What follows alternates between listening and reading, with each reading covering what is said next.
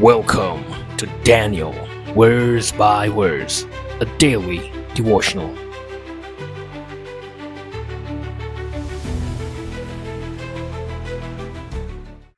In the pressure cooker, Daniel chapter 1, verse 6 and 7.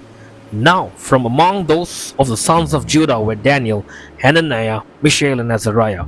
To them the chief of the eunuchs gave names. He gave Daniel the name Belteshazzar, to Hananiah Shadrach, to Mishael Meshach, and to Azariah Abednego. Pressure cookers use high heat and pressure to lock in flavor and decrease cooking time. Daniel and his friends were put into the equivalent of a Babylonian pressure cooker.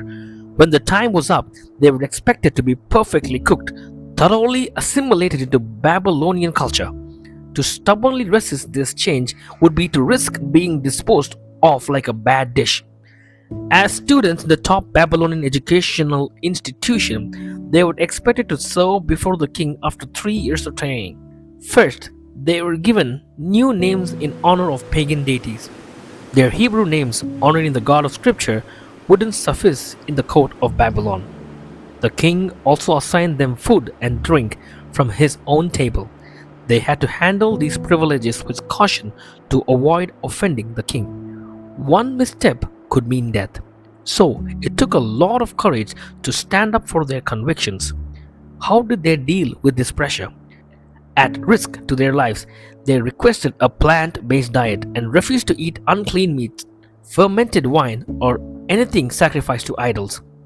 This was a bold move, but God honored their loyalty with knowledge and skill in all literature and wisdom. At the end of their schooling, the king found them 10 times better than all the magicians and astrologers who were in all his realm. They graduated with the highest honors, and God was glorified above the false gods of Babylon. You may not be facing the same level of pressure as Daniel and his friends, but you have the opportunity every day to make God-honoring decisions in the face of mundane pressures. As you honor Him day by day, He will bless you, and you'll be prepared to stay true when things really get cooking.